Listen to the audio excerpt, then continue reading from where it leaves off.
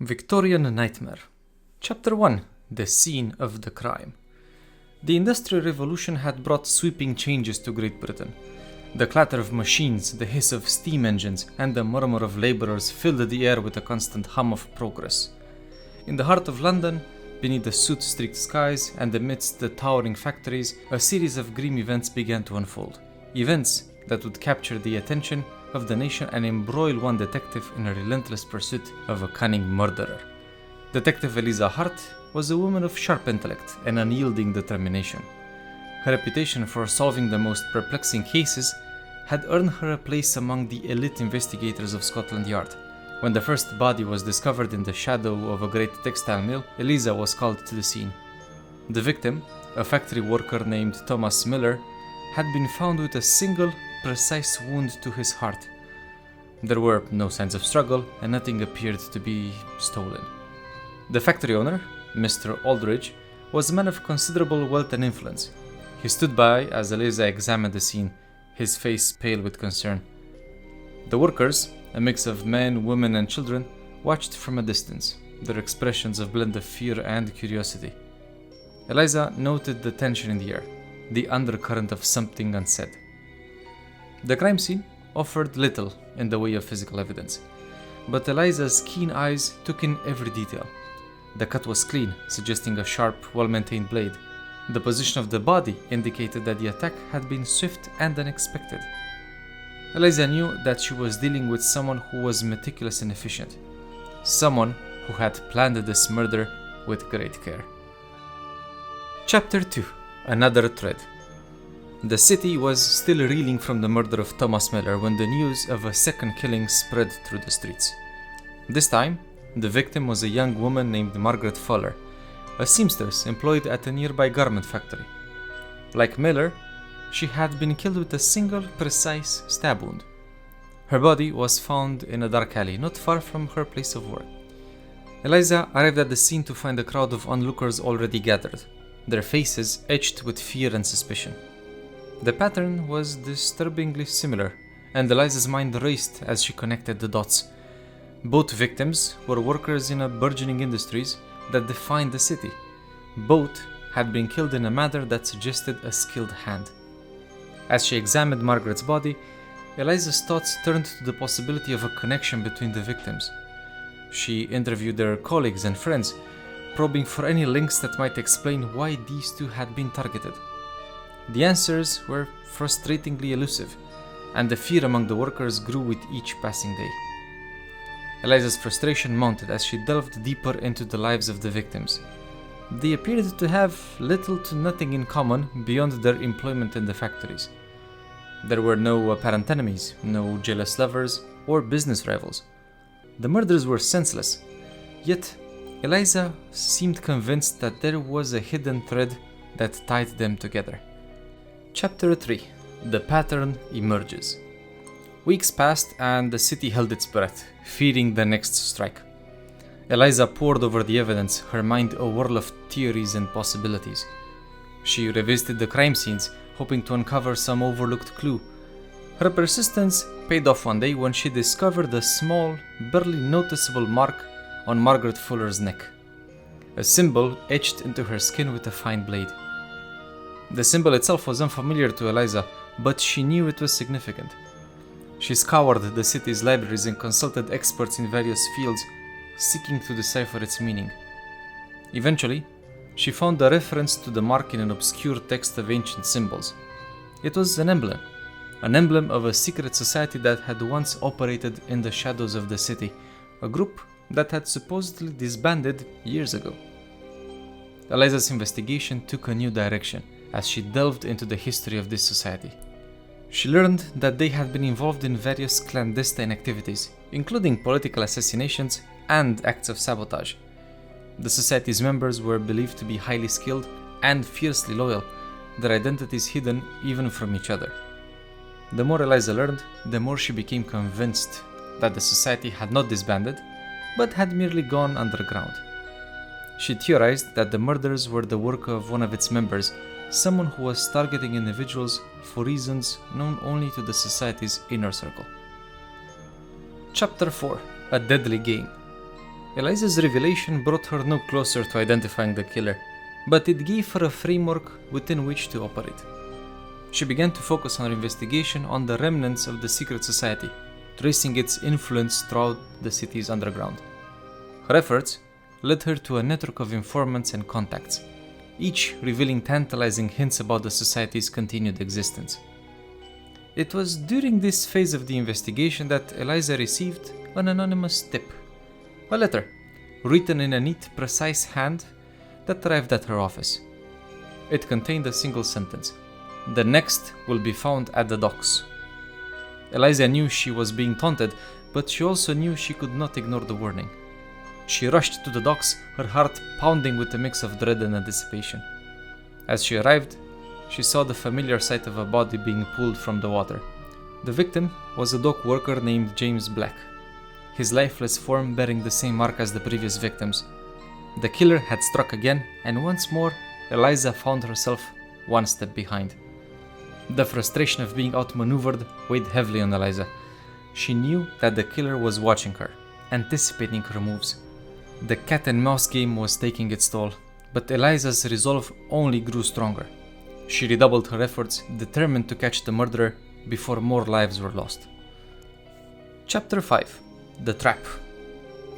Eliza's investigation into the secret society yielded more clues, each one bringing her closer to the truth. She discovered that the society's members communicated through a series of coded messages hidden in plain sight within the city's newspapers. With the help of a skilled cryptographer, Eliza began to decode these messages, piecing together a picture of the society's activities.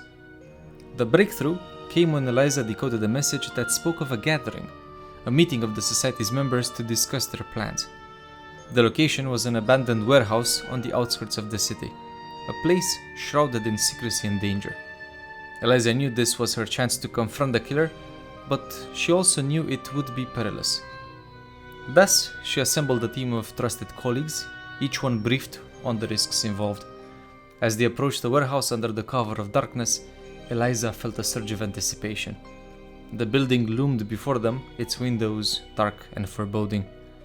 Eliza's instincts told her that the killer was inside, waiting. They entered the warehouse cautiously, their footsteps echoing in the cavernous space. The air was thick with tension, every shadow a potential threat. As they moved deeper into the building, Eliza's heart raced. She could feel the presence of the killer, the sense of being watched. Suddenly, a figure emerged from the shadows, moving with swift, silent grace. Eliza's team reacted instantly, but the killer was already disappearing into the darkness, leaving behind a trail of confusion and chaos.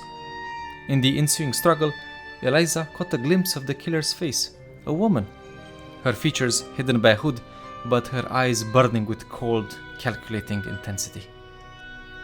Chapter 6: The Final Clue. The confrontation at the warehouse had been a close call, but it provided Eliza with the final clue she needed. Among the scattered papers and debris, she found a small notebook, its pages filled with cryptic notes and symbols. It was the killer's journal, a record of her thoughts and plans. Eliza spent days poring over the journal, deciphering its contents. The entries revealed a meticulous mind, someone who took pleasure in the act of killing and the challenge of evading capture. The journal also contained references to past murders, suggesting that the killer had been active for years, her actions hidden beneath the veneer of the city's progress. The most significant entry, however, was the last one, which detailed a planned escape. The killer intended to flee the city, to disappear into the anonymity of the countryside. The date and location of her departure were noted with precision. A small port on the outskirts of the city where a ship awaited to carry her away. Eliza knew this was her last chance to catch the killer. She gathered her team and made her way to the port, determined to end this reign of terror. As they arrived, the ship was preparing to set sail, its crew unaware of the deadly game that was about to unfold. Chapter 7: The Revelation. Eliza and her team boarded the ship, their eyes scanning the deck for any signs of the killer. The tension was palpable as they moved through the narrow corridors, each step bringing them closer to the final confrontation. Eliza's heart pounded with anticipation, her mind focused on the task at hand. In the dim light of the ship's hold, Eliza found her quarry. The killer stood before her. A woman of striking presence, her eyes filled with a mix of defiance and resignation.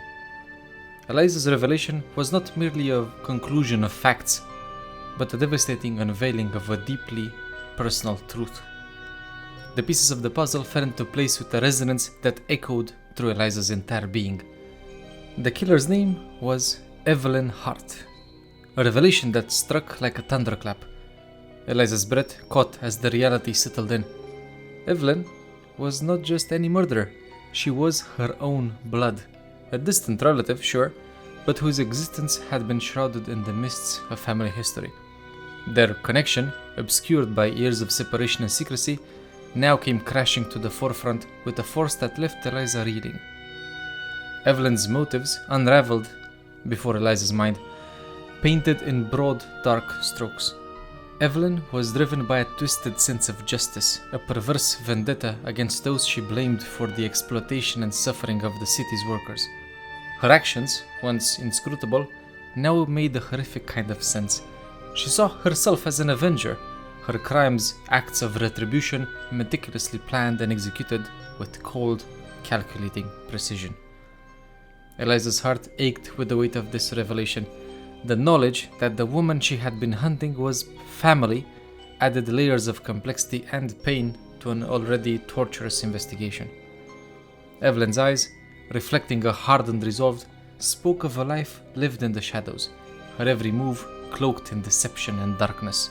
The truth was a bitter pill for Eliza's team. The shock of Evelyn's identity was a shattering blow to the resolve.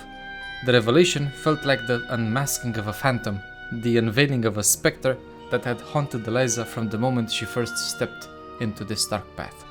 Eliza Hart, whose name now bore the weight of her heinous acts, had hidden behind a facade of respectability, her every action a calculated move in a game of shadows. The shared blood between them was a haunting reminder of the thin line between order and chaos, good and evil. Eliza's revelation hung in the air, a moment frozen in time. The chase, the investigation, all the pieces of this deadly puzzle converged into a single, devastating truth. Evelyn's identity had been concealed by layers of deception, her murderous spree masked by the chaos of the Industrial Revolution. The two women stood facing each other, the revelation a chasm between them, bridging the gap of years and lies with the stark reality of kinship and crime. Chapter 8. The chase continues. In that moment, the air seemed to grow colder, the dim light of the ship's hold casting long, ominous shadows. The truth was out, but it offered no solace, only a deeper understanding of the darkness that had driven Evelyn's hand. The ghost of family bonds and the specter of Evelyn's crimes would haunt Eliza, a reminder of the complex interplay between light and shadow, duty and blood. Evelyn's escape was a narrow one. With a swift, fluid motion, she moved to flee, her years of practice and preparation giving her an edge. Eliza and her team pursued her through the ship, the chase a desperate struggle against time and fate. In the end, Evelyn leaped from the ship into the cold, dark waters below, her form disappearing into the night. Eliza knew that capturing her was now impossible, but the revelation of her identity meant that Evelyn's days of murder were over. She could no longer hide in the shadows, her secrets laid bare for the world to see. Eliza watched the waters for a long time, her thoughts a mix of triumph and sorrow. She had uncovered the truth, but the cost had been high. The city would remember the murderers, the fear that gripped its streets, but they would also remember the detective who had pursued the killer with unwavering determination. The Industrial Revolution continued, its wheels of progress turning relentlessly, but beneath the surface, the shadows of the past lingered, a reminder of the darkness that could never be fully banished. Eliza Hart returned to her work, her mind ever vigilant, knowing that there would always be a new mystery to solve, new crimes to uncover. And somewhere, in the depths of the city, Eliza Hart remained. A ghost in the shadows, her identity revealed, but her spirit unbroken. The dance of predator and prey would continue, a testament to the unending struggle between good and evil, light, and darkness. If you've enjoyed this story and would like to hear some more, do let us know in the comments below. And also, don't forget to like and subscribe. It helps us a lot. Thanks.